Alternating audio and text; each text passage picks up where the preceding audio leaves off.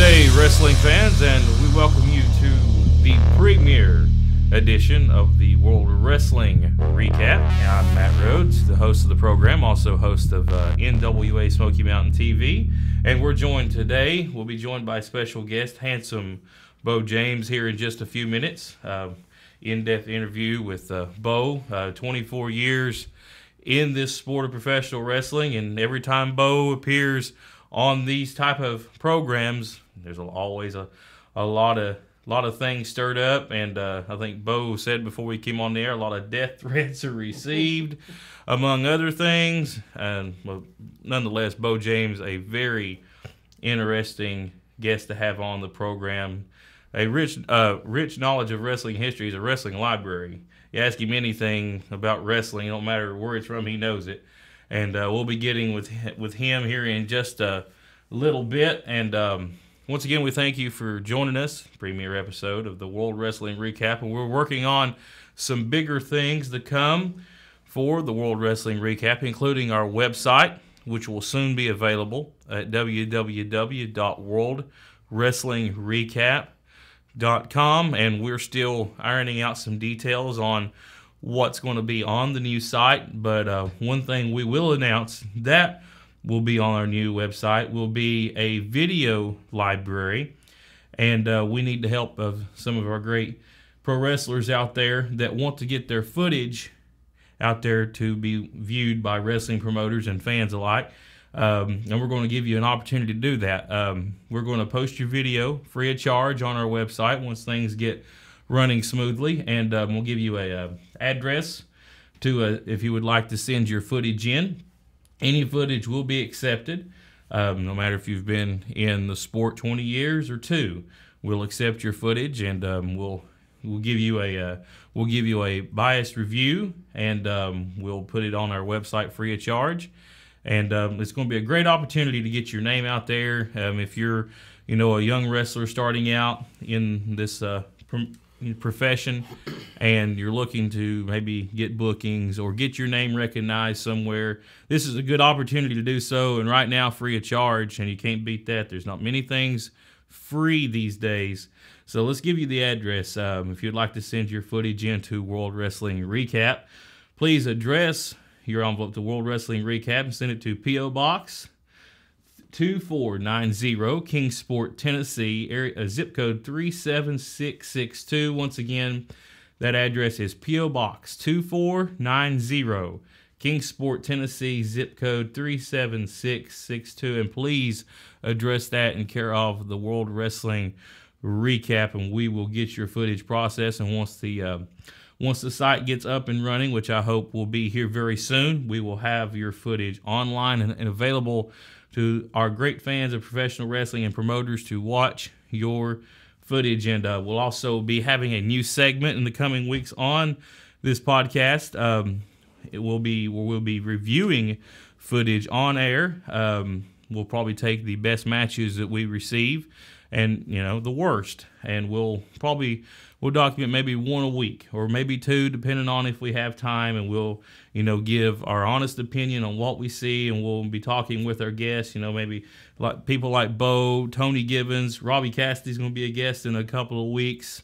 We're going to have various guests on in the next little bit throughout the world of professional wrestling, and we'll reveal next week's guest a little bit later on, and it's going to be very interesting indeed. But I don't want to reveal next week's guest till I have a chance to interview Beau, and you'll kind of get where I'm going with that a little bit later on in the program. Once again, I'm Matt Rhodes. If you've heard my voice before, you've probably seen me as the host of NWA Smoky Mountain TV. It airs every week in the Mountain Empire area at 12 noon on the Tri-City CW4, and anytime on their website. That's at www.nwasmokymountain.com, and featured are many great stars throughout the Mountain Empire and the Tri-Cities area of pro wrestling. Southern States Wrestling represented, the Pro Wrestling Federation, and from time to time we'll see people from Stars of Wrestling out of Bristol, Tennessee. So all 4 major promotions working really cohesively right now, and it's always good for professional wrestling when you don't have any animosity going on, and everything right now is going good. And we'll kind of touch on that a little bit later on when we talk to Beau. But once again, let me give you the address for if you'd like to send your footage in to be put on the website. P.O. Box 2490, Kingsport, Tennessee 37662. Once again, P.O. Box 2490, Kingsport, Tennessee 37662. And I'll go ahead and give you my email address, matt@worldwrestlingrecap.com. If you have any ideas for the program, I'm always open for a good idea. Send that to me. And if you don't like it, send me a review and tell me if I've done something wrong or something you didn't like, and we'll fix that. We want everybody to listen. We want everybody to enjoy the program. This program will be a very clean atmosphere. We do respect the Lord on this program, the Lord and Savior Jesus Christ. And if it wasn't for Him, we wouldn't be here. We'll also touch on that when we talk to Beau a little bit later on. So we ask that be no profanity on this broadcast, and we do uphold the name of the Lord here. And once again, we thanks for listening. We're going to take a quick time out, and we're going to be back with handsome Beau James, and here in just a few minutes, and we're just going to talk pretty candidly on several topics, but we'll be back in a few moments with handsome Beau James. This is the World Wrestling Recap. For the hottest wrestling on the net, NWA Smoky Mountain is here for you. Get all the latest info on upcoming events, news, NWA merchandise, and much more on our website at nwasmokymountain.com. Also check us out on Facebook at facebook.com/NWA Smoky Mountain. And also follow us on Twitter at twitter.com/NWA Smoky MTN.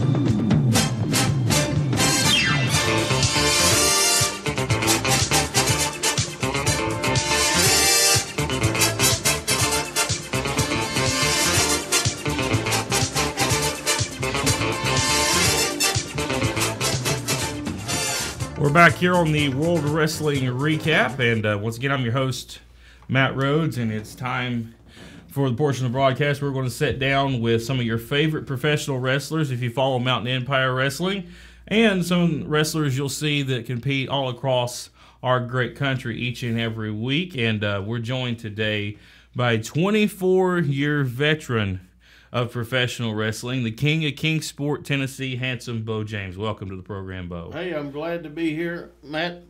Much appreciated to be the first guest on your new program. And I'm ready to talk about wrestling. But before we get to wrestling, everybody's listening. We're talking about our home area here, Mountain Empire, with Southern States Wrestling and Championship Wrestling, which is now NWA Smoky Mountain. We're asking for prayers for our brother Marty Ricker, who was a co-host and the host, ring announcer. He even promoted towns, everything for us. He's been a big part of wrestling in East Tennessee for many years. He suffered a massive heart attack last week. Following, he'd already had a stroke back last year, around August, I think it was. So he's having a lot of health problems, but as we're taping this on Monday, he's going into surgery on Tuesday. Serious surgery. He's supposed to have a triple bypass, but they're only going to be able to do one because the other two valves are too damaged from the heart attack.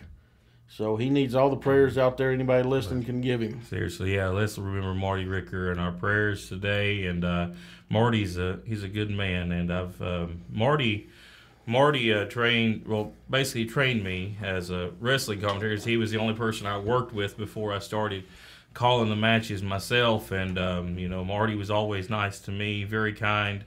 And he went away because he had some other things going on. Marty was a part of a Southern Gospel Quartet. Yep. Was also general manager for a big radio station. And, Marty was very busy. And he recently came back to NWA Smoky Mountain as a full-time commentator. And now that's put on hold, more serious things going on. And we do want to, say a special prayer for him today, and all those that believe in the Lord and believe that God can heal through the power of prayer.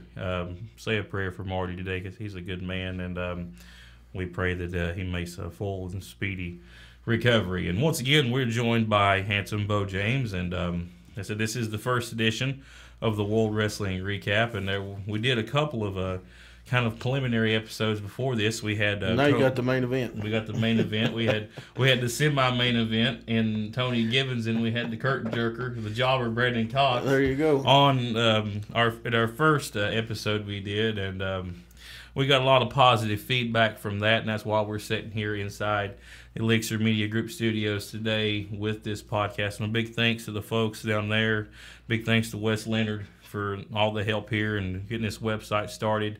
And they're good people down there at Elixir Media, and we'll provide some information on them if you ever need any kind of website design, anything taped, or if you're a professional business.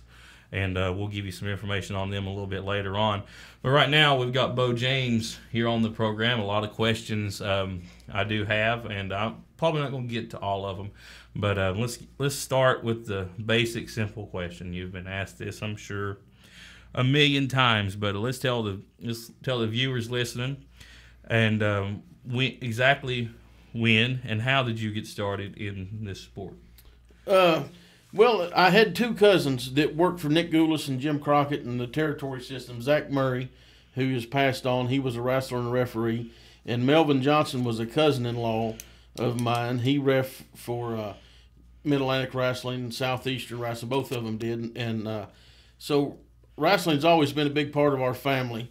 My first memories in life were sitting over here on Highland Street in Kingsport watching wrestling with my Granny Hassie. And I used to go to the matches. I started going to the matches when I was 8 years old at the Buck Van Hust Dome, which was simply known then as the Dobbins Bennett High School Gym. Mid-Atlantic came there every third Sunday of the month. Continental Wrestling, or Southeastern, or ICW, whatever it was called at the time, ran Johnson City. I was always the super fan. I watched it every week. I wanted to be a part of it. I don't know what the first match that I saw or the first interview, but I know at the moment that I saw that, my life started geared up to become a professional wrestler. And I asked my cousin Zach, I said, how do you get started? I was like 12 years old. I'm already trying to get in the wrestling business. And he said, learn how to put the ring up, because that's how everybody starts.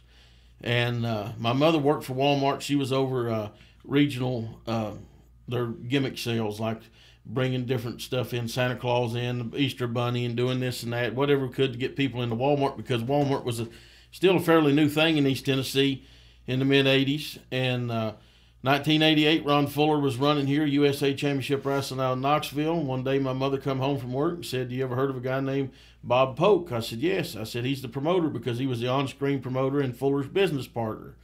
She said, "Well, he called today and he wants to know if he could set up the wrestlers in the Walmart stores around here."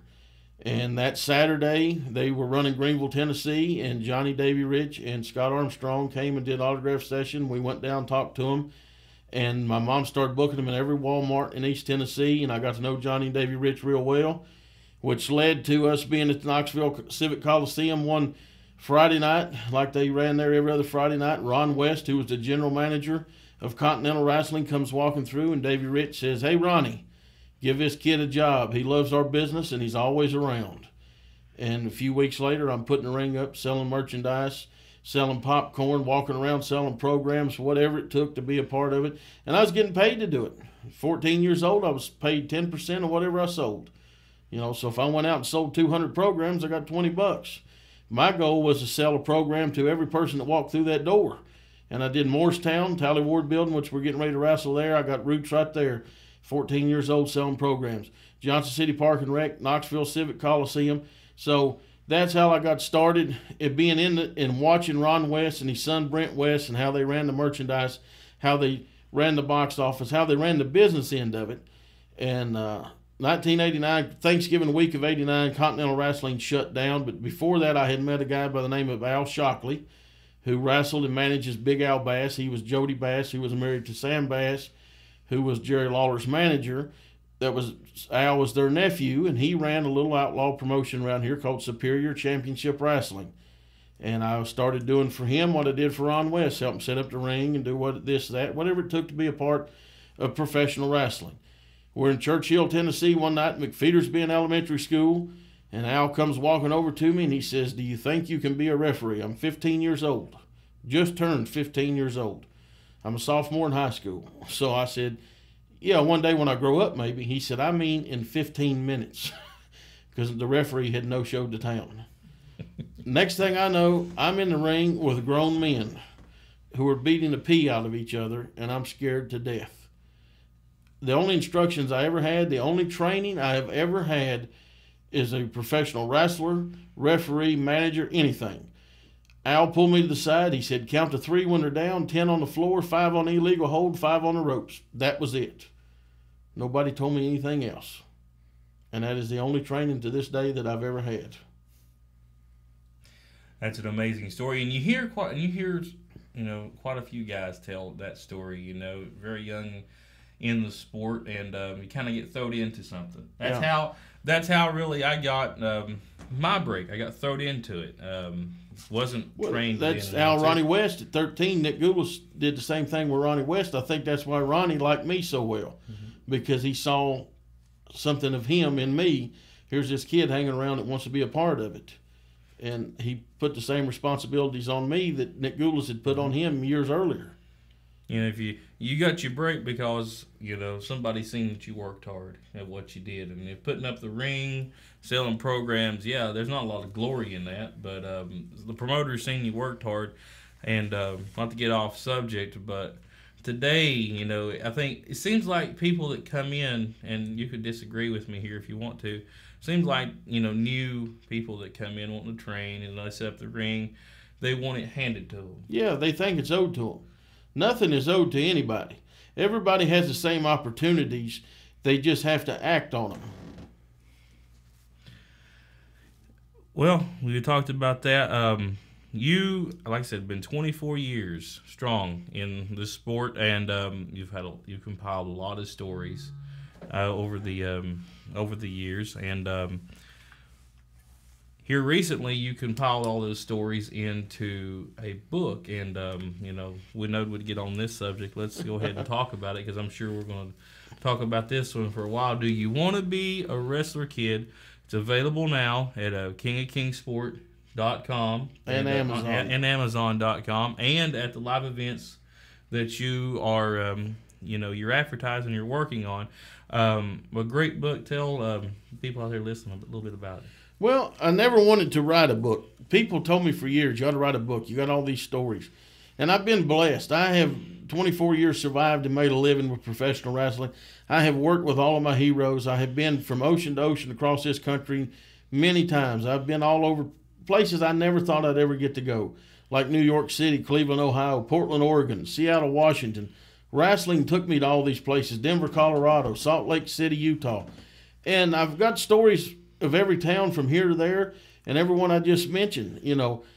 Until a few years ago, you still would wrestle 5-6 days a week, no matter if you were working for a big office or a small office or was just an independent wrestler.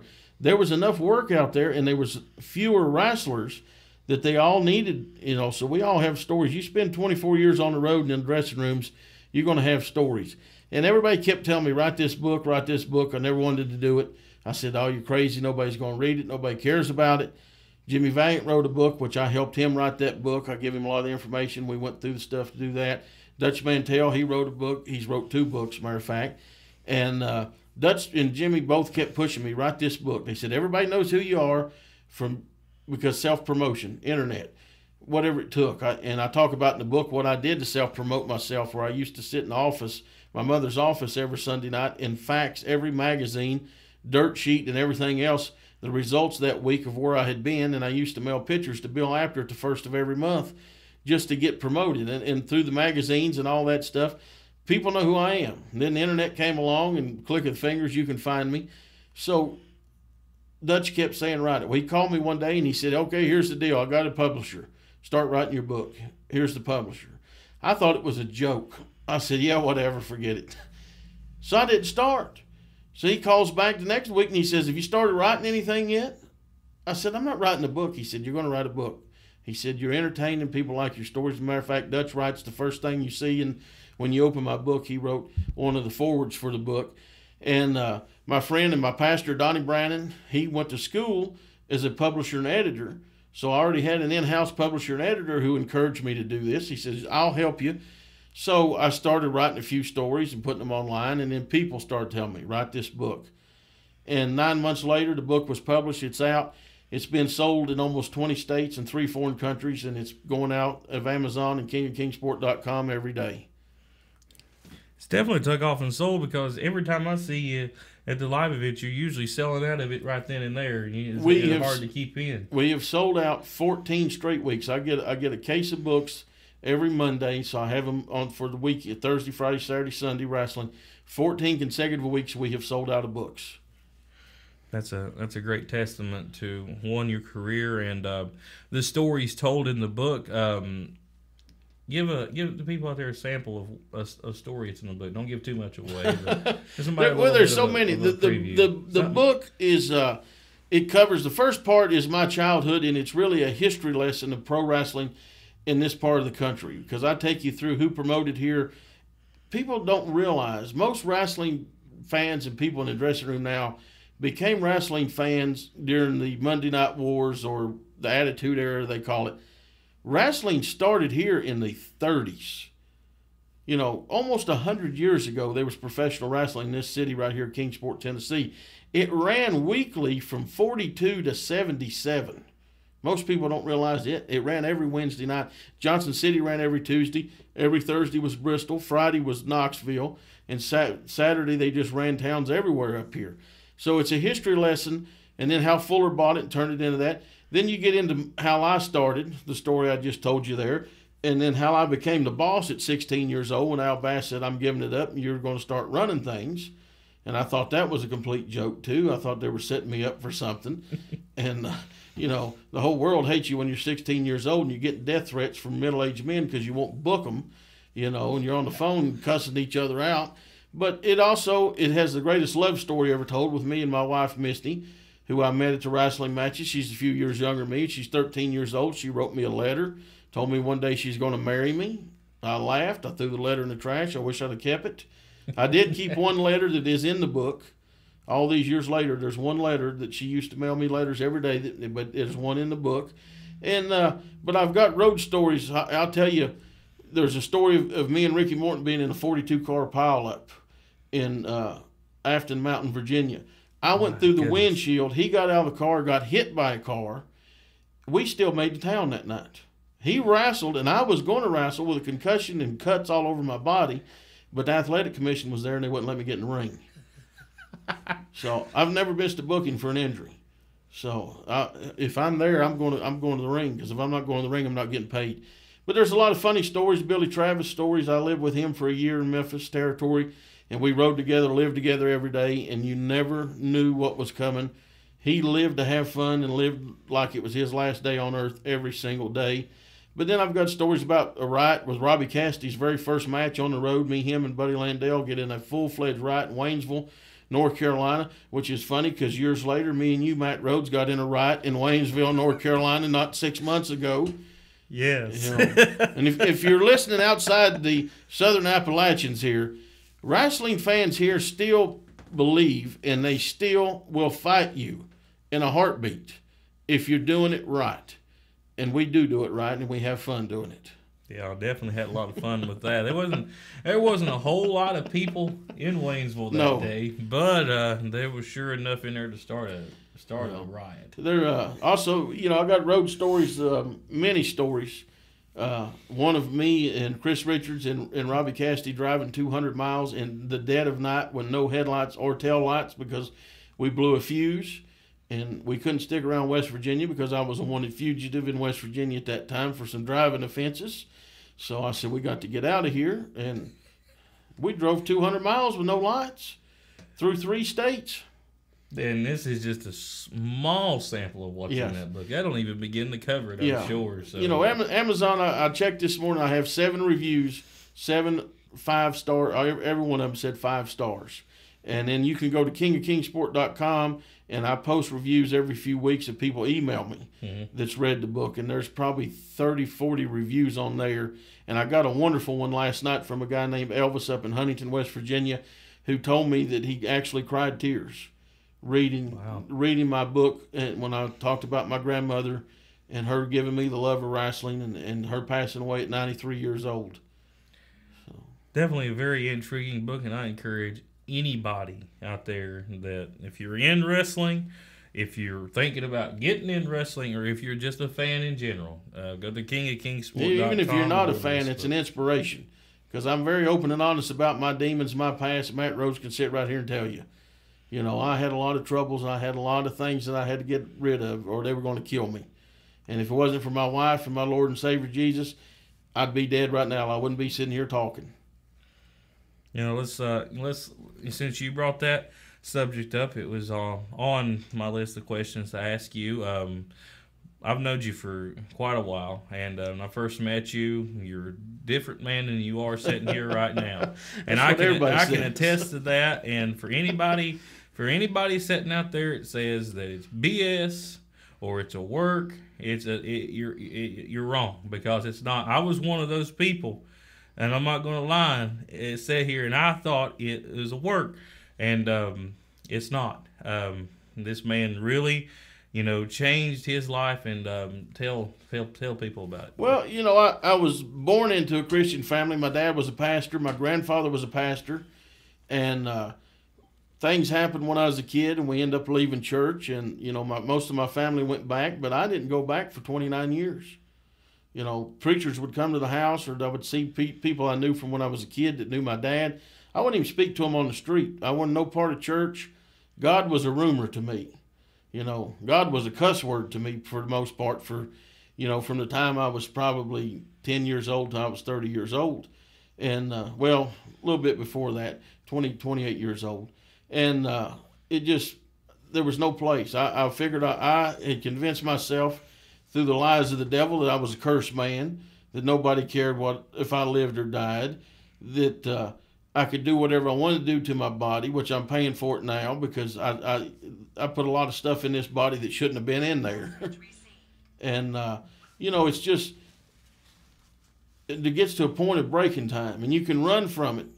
God started talking to me, listen, here I am. And I'm always leery of the people that tell me God speaks to me, because they say he speaks in these bold ways. Well, he didn't speak to me in a bold way. He spoke to me in a whisper.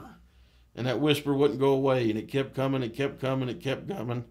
And one Saturday afternoon, in my living room at my home watching TV, I'm flipping through the channels, and I end up stopping on Living Faith Television, which is out of Abingdon, Virginia, just listening to some country preacher on there. And, brother, when it gets a hold of you, it gets a hold of you. And right there, at 6 years old, I walked to the aisle, went to the altar, and I said the sinner's prayer. Now, whether I give my life to the Lord then or not, I don't know. I know I was under conviction, but I also know that I spent 29 years away from it. Mm-hmm. So, but then it came, and it hit me, and it grabbed a hold of me. And right there on my knees, crying like a baby, I said, I can't run any further. And all this is in the book. I'll take you through that whole day. I said, I can't run any further. Here's my life. Take all this stuff away from me. And just like that, it was gone. And there's still times, the Bible tells you everybody's going to fall short. Mm-hmm. And every day we all fall short, because we are flesh. We don't work to grace, we work from grace. It's a gift of God. All you have to do is receive his son, Jesus Christ, as your Savior. And people go, well, there's got to be more to that. No, there's not. No, there's not. And, that's exactly what I did. And through the last several years now, people have, like you said, they've called me a con man. It's funny, I have made a living for 24 years working people in the wrestling profession, mm-hmm. and nobody's ever called me a con man. I maybe, out of all the youth rallies we've done, we got a lot more coming up in April. Me and Josh are working on some. But all the youth rallies, the churches I've spoke at, and all this other stuff, I think I may have been given $68, which I've turned around and put back into the church itself. Mm-hmm. But yet I'm a con man, or I'm this and that. We all fall short. We all have our own shortcomings. It's not up to us to judge people. It is only one true judgment. And Jesus says, if you stand before me in front of man, I will stand before my Father in front of you. And that's exactly what we all do. We all are called to the Great Commission. Mm-hmm. And whether it's wrestling, whether it's Wes working here in media, whatever you do, you can use the gospel. Mm-hmm. And professional wrestling is the greatest display of good versus evil that we have on this earth. Mm-hmm. And it plays out. And good always wins in the end. That's right. A very inspirational story, and I've heard you touch on this, several times over the past couple of years. But it's just another example that through God all things are possible. I was kind of in the same boat you was. I wasn't away from church as long as you was. I was away for 3.5 years, and that's when I first got started in the profession of wrestling. And the reason I went away is because of judgmental people, because people looking down on me, because I decided that I wanted to do this as a profession. And I'll tell you this: when I made the announcement that, hey, my life has changed and I'm going to do this, as fast as my life changed like that, that's how fast my phone stopped ringing. Mm-hmm. And there was actually an event in West Virginia where there was wrestlers who refused to dress in the same dressing room with me. The guy said, "I'm not sitting in there with that guy. He's full of religion." I have no religion. I have a relationship. And there's a big difference. That's right. And my preacher said it best: religion isn't worth 2 cents. It ain't going to get you where you need to go. It don't matter if you're a Baptist or you're a Methodist or a Holiness or Presbyterian. That don't matter. Not at all. And I do not argue about denominations. I do not argue about anything. The only thing I argue about is salvation. And there's people going to hell every day because their mind is full of religion and their heart is empty of salvation. That's exactly right. A lot of people putting on a big act, and trying to. I told Tony Givens this, and he laughed at me. We were driving through Gate City, Virginia, hanging posters for one of the civic auditorium towns. And I said, let me tell you what the biggest work is. He goes, I know the answer to this. I'm like, no, you don't. I said, religion. Mm-hmm. If you watch television, you see these preachers on there. Well, I'll send you this, that, and the other. I'll send you a cup of holy water and it'll heal you for $100. If you send me $100, I'll turn it into 1,000. And people can say such and such is a ripoff, but religion is the biggest work, I think, going on today, even bigger than professional wrestling. There's more people saying they're preachers, deceiving people, conning people out of money. Wolves in sheep's clothing. That's what the Bible tells you to be leery of it. But once again, you can find the whole story in the book, kingofkingsport.com. Do you want to be a wrestler, kid? If that's the question you're toggling in your mind today, you might change your mind after you read this book. As a lot of you know that followed the career of Beau James, Beau has spent the biggest majority of his career in this area, wrestling for Kingsport fans in the Tri-Cities area. He didn't earn the name the King of Kingsport for nothing. But we also know for several years, Beau spent some time down in Memphis, Tennessee. And why does Beau tell us his favorite stories from Memphis? Well, growing up, and I talk about this in the book, here's another thing they call me a liar about all the time. If the WWE was to offer me a job, no, I would not take it. And I have a lot of, they go, well, your friends work there. You're such a hypocrite, this and that. No, I got a lot of friends that work there. One of them is a very influential man in the WWE, and you know who he is, and I'm not going to call him by name because it just adds to people coming to me going, can you tell him to look at me and this and that? Give and I me don't a job. And we don't even talk wrestling. And I speak to him every day. Spoke to him for 2 hours yesterday on the phone. But I never had the desire to go there. I never had. When I grew up watching wrestling, my wrestling that I saw was Memphis Wrestling, Continental, which was, or USA or Southeastern, it changed names over the time, which was the Knoxville, East Tennessee territory and the Alabama territory, and then Mid-Atlantic. That is what I saw as my wrestling. That's why I say on our Power Half Hour, which is returning this Saturday, Mountain Empire, this is your wrestling. Those were our wrestlers. So that's what I wanted to be. That was my goal. And at 22, well, the first time I went into Memphis, I went with Handsome Jimmy Valiant, the Boogie Woogie Man. I was 17 or 18 years old, and I got to ref in Evansville and Louisville. And then I kept going back. Every time he was booked, I would go with him. Went with Ricky Morton a few times, just trying to get a job as a young guy. And met Randy Hales and Bill Dundee, which I knew Bill from when I first started in 1988. He was booking Knoxville with Bob Armstrong for Fuller. So I knew them. So it just worked whenever I showed up, somehow I ended up getting a payday, whether it was a referee or I would fill in for somebody in a match or whatever. In 1997, the USWA was sold, and that's a huge mess I'm not even going to get into because I don't know enough to even talk about it. I just know that there's, I think, still legal actions being taken over the sale of the USWA. And Randy Hales kept the Memphis end of the USWA territory, and he started Power Pro. And I was one of the first people hired there, thanks to Buddy Landale, who was called Randy and said, look, I was going through a lot of stuff here. A lot of stuff was going on. I'd lost a lease on the building I was running every Friday night. So I was able to just up and move. I was a young guy. I was 22 years old, single, no real bills. And so I packed up and moved to Memphis. And my first day in the territory, I'm sitting in the dressing room. And I knew most of the guys, but I looked around, and I was the only person in the dressing room that I did not watch on TV growing up. So you're sitting there with everybody that you had watched all of your life, Jerry Lawler, Bill Dundee, Carl Fergie, Moondogs, all these guys. And I spent over a year there full-time wrestling with all my heroes from childhood. And they're just wonderful memories that I'll never forget. And a lot of those guys are dead and gone now. Trey Keller, who was the big German guy down there that I wrestled with, Moondog Spot, Billy Joe Travis, they're all in the book. They were close friends of mine. When people say, well, did you know him? And I say, yeah. No, you didn't. Well, I don't even know why they asked that question. But these are people that I rode with, lived with, made a living with. I knew them. They were part of the brotherhood.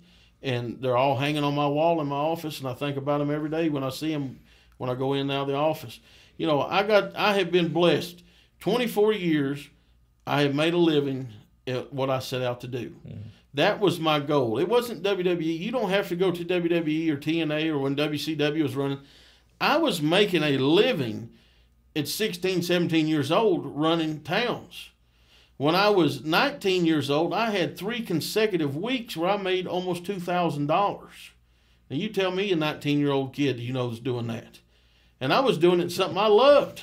Mm-hmm. If you love it, they say it's not work. And I work 20 hours a day at it. I only sleep 4 hours a day because I'm afraid I'll miss something. You mentioned Jerry the King Lawler. Your thoughts on Lawler?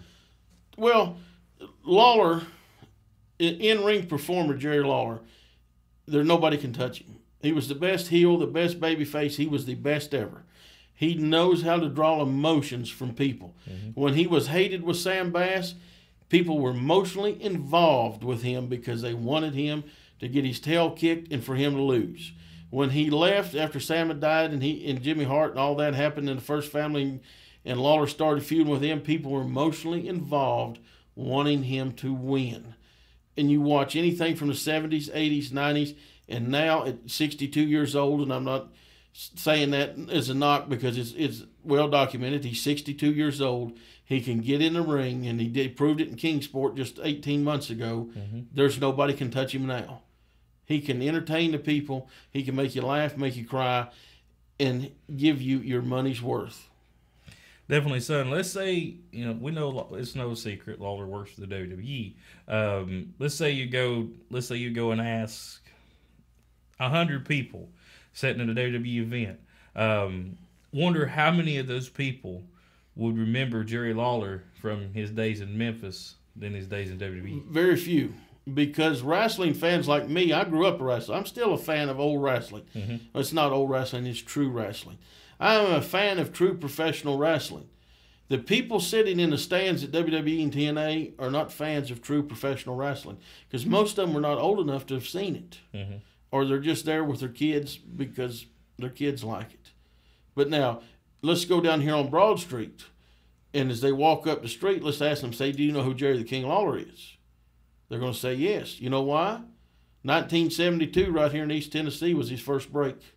First titles he held was here before Memphis. They sent him to Alabama, then they sent him to East Tennessee to get ready for his big run on the west end of the territory. So people know him here. His career started here. He wrestled in Johnson City every Tuesday night for years. A lot of people don't realize that when Jerry the King Lawler. A lot of people just think of him now as they just think he's wrestling an announcer. Commentator yeah. that takes his shirt off every now and then and gets in the ring and works, which he did, from what I was reading on reports, he did last night, was in one of their matches at their pay-per-view, and it's amazing at 62 years old at what he can still do in the ring. From what I've seen, I watched some of the match when he was in Kingsport. I wasn't there, but I watched some of that match, and he still go. Yeah. It's amazing. And he's also proof of once you're over, you're always over. We talked about Jerry the King Lawler. Going down the list of some of the people you've talked about on a regular basis, people you've worked with and people you admire. Give me some of your thoughts on Jimmy the Boogie Woogie Man Vane. Oh, he's my wrestling daddy. Everybody's got a wrestling dad. You know, somebody that took him under the wing, taught him. He taught me. He taught me how to make money, how to live on the road, how to live cheap, how to survive. And I call him Pops. I say, "Hey, Pops." And he says, "Hey, son." And I am the only wrestler, and I'm not saying this to toot my own horn, I'm just saying the facts. If you see him, ask him. My name is tattooed on his arm with his children. No other wrestler's name is tattooed on his body, but my name is on his arm next to his children. That's an amazing bond right there. And, what accomplishments Boogie accomplished in his career, and he's still going, too. Yeah. And he's another one that you just can't keep down. He just set a box office record in Rogersville, Tennessee. Just right down the street here 2 weeks ago, Saturday night. The biggest crowd that's ever been to wrestling in Rogersville. Mm-hmm. He set that crowd. You know, and most people, he's in the twilight of his career. You know, he actually is just now. There's only a few times that he'll actually get in the ring a year, and he did it because I asked him to do it. Mm-hmm. Christmas night, you wrestled with him Christmas night, yeah. Packed house. He still comes because he's part of people's childhood. He is nostalgia. They bring their kids and their grandkids to see what they saw as a child. Everybody thinks, for whatever age group you are, your favorite wrestling is from when you were a child. Mm-hmm. My favorite wrestling is from, late 70s to the mid 80s because I was a kid. You're a little bit younger than me, so yours is different. But that's what they come to see, and there's still a place for that. Now, are you going to do that business every week with Boogie if we had him here every week? No. But his 3 stops a year here, it's always box office. Yeah, he's a special attraction that always, does well when he's in here. But like you said, he's not in here but once or twice a year, so he's an attraction. And when he's here, you better come see him because you're not going to see him every week like you did back in the 70s. And I'm going to tell you this.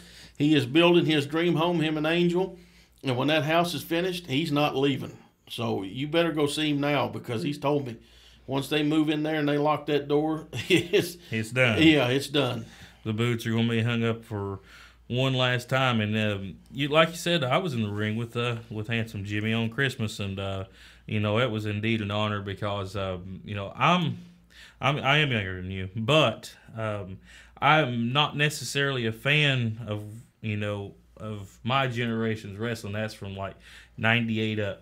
The Attitude Era of the WWE, the end days of WCW. My favorite, wrestling growing up was the late 80s, early 90s. And, it had its bad spots and it had its good spots as well. That was a bad spot. That's when I knew the wrestling profession had changed forever. I remember watching that. When I saw the most dreaded, hated men in professional wrestling, the 4 Horsemen, run like a bunch of scared little girls from RoboCop. I knew it was done. And it involved my favorite wrestler as a kid, and that was Sting. And I think a lot of kids, people my age's favorite wrestler back then was Sting, or this next person I'm going to mention up that's coming to Rogersville in April. It was announced on the internet this week, so I'm sure some details are going to be finalized there. Yeah. The Total Package Lex Luger coming to PWF in Rogersville in April. I want to tell you about, he's going to come to Rogersville, and then we're going to do some youth rallies on Sunday.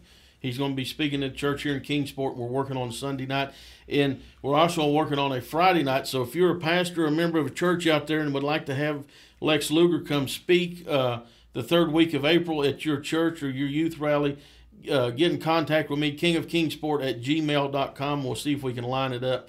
But yeah, he's making, he's another one. Like I didn't have the fame that he had. I didn't have the money he had. But I had a lot of the same problems that Luger had. And God had to humble him and break him to show him you're not the total package.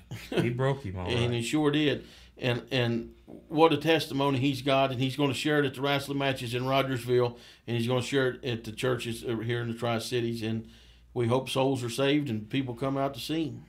A lot of people hasn't seen or heard of Lex Luger in a long time. A lot of people know he suffered from a stroke and battled some health issues, but I think he's probably doing good right now physically. He's not the man he once was. No. The total package, when you think of the total package, you remember guys in the late 80s and early 90s, racking guys every time he was in the ring because the guy was so massive as far as body physique. But his story is the total package for sure. And I can't wait to hear it myself. I'm very excited about him coming to the area. I am too. In April, be looking for that. Fans of the Mountain Empire, be checking out all the wrestling websites around for information on that. Since we got off topic there, one more person I wanted to bring up, and he was in on Christmas night. That was superstar Bill Dundee. Your thoughts on him? The smartest man I've ever met. He's brilliant. If you ever want to know about wrestling, how to make a living, how to draw money, every person who promotes needs to speak to Bill Dundee. Anybody who claims to be a booker or matchmaker needs to speak to Bill Dundee. You're talking about a man that booked the Louisiana Territory for 18 months, and in that 18 months drew $22 million. Wow. In 1984 and 85. Wow, that's a lot of money. He is the greatest puppet master of all, because as a matchmaker and a booker, he does not just work on his stuff or the main event. He works from the opening match to the main event. Every match has meaning. Every match is a star. And I've took that from him because I rode with him a lot in Memphis and over the years, and he came up and stayed with me. And actually coming up next week, we're putting out a 3-disc set, Memories of a Superstar with Bill Dundee. It's nearly 7 hours of interviews of me and him just like this, sitting and talking. And I knew the questions to ask to push the buttons and get him going. So he's and hand-picked matches that he picked personally from my vast collection of Memphis wrestling, Knoxville wrestling, and Mid-Atlantic wrestling, and he picked these matches to show that were his favorite matches.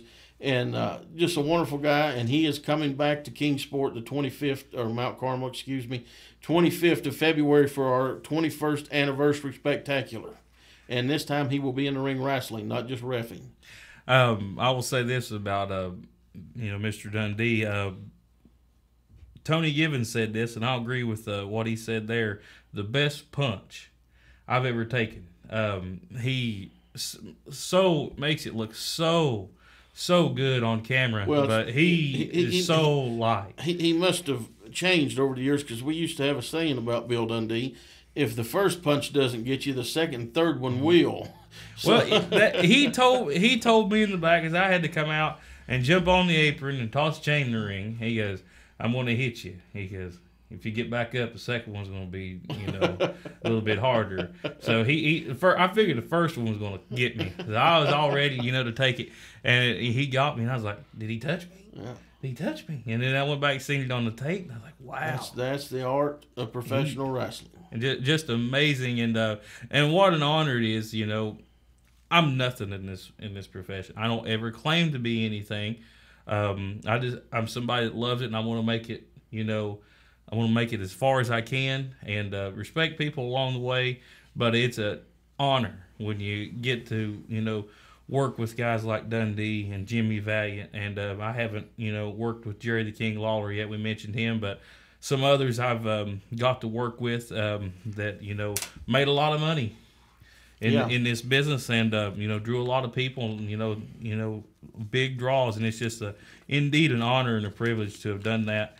And I'm not trying to sound like too big of a fan. I am a fan of this sport. If I wasn't, I wouldn't have been in it. But that's the thing. That's the difference right there. And I know there's a name coming up you're going to ask me about. We'll get to this, but I'm a fan of professional wrestling. I'm not a fan of sports entertainment, Hollywood, or corporate professional wrestling. I am a fan of true professional wrestling, and it's an honor still to me this day. All these people that I grew up watching, Bill Dundee, Jimmy Valiant, Jerry Law, they'll call me or Facebook me. And I think, Les Thatcher's another one. I think they got something better to be doing, than talking to me. What do they want to talk to me for? But I'm not going to turn it down because I love talking to them. Yeah. That's why I go to Mobile every year for the Wrestlers Reunion, because there's so many heroes. Percy Pringle said it last year, they're heroes turned friends. And Bob Armstrong said a few years ago there when he got his Man of the Year award there, he said, everybody in this room is a fan of somebody else in this room. And he told who he was a fan of. And that's the truth. You have to have a love for it. You have to have a passion and a drive for it. I've been homeless twice because of this. Broken relationships. I have been shot at 3 times by crazy fans. I've had cups of pee thrown on me, mop buckets, batteries. I've had it all. I have been in I don't know how many riots up here in these hills of Kentucky and West Virginia and Virginia. And why do you keep going back? Because you love it. You love it. I don't want to do anything else. And you can easily weed out people who won't make it because you can't see that love and determination there to make a success of themselves. We're running short on time. I had a few more questions I wanted to ask, but we're not going to get them out. But there's one topic I have to ask about because this alludes to my guest next week on this program, and I'll explain why he's going to be a guest in just a minute. As a lot of people know, there was a man who worked as an announcer for Tony Givens in NWA Smoky Mountain CWA for a little bit. His name was Bobby McElraft. And at first I thought, Bobby may have, he may have, done all right, as an announcer, because he always was asking questions and he wanted to learn. And he was also attempting to be a booker, which didn't turn out too well for him, and he'll probably admit that. Let me get to that point real fast, and not just him. Anybody. Until you have been in the ring and made a living at this, you cannot book. You can't have an understanding.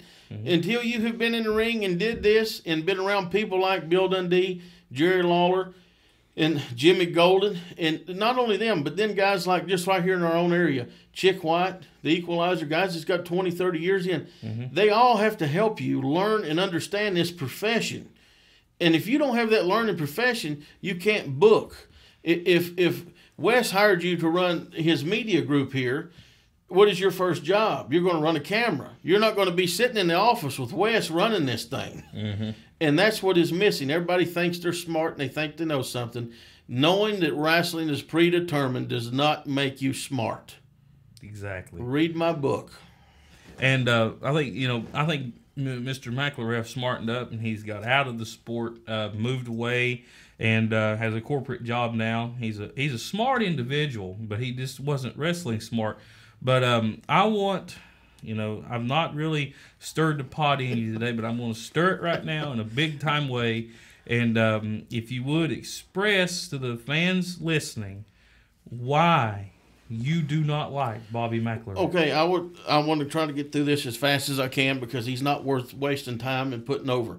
This is your third program, first premiere program of the podcast, and he's been mentioned on every one of them.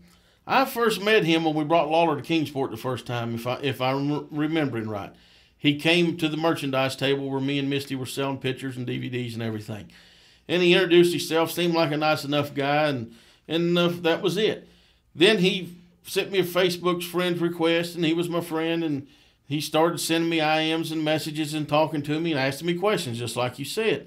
But see, he would ask me a question and then tell me why I needed him. When I already had Joe Wheeler, Michael Sutherland, and he was working for you guys, and at the time we were competition. Mm-hmm. But he would tell me, but not understanding how wrestling works, he did not realize that I talked to Tony Givens and his brother still on a regular basis. Nobody knew that.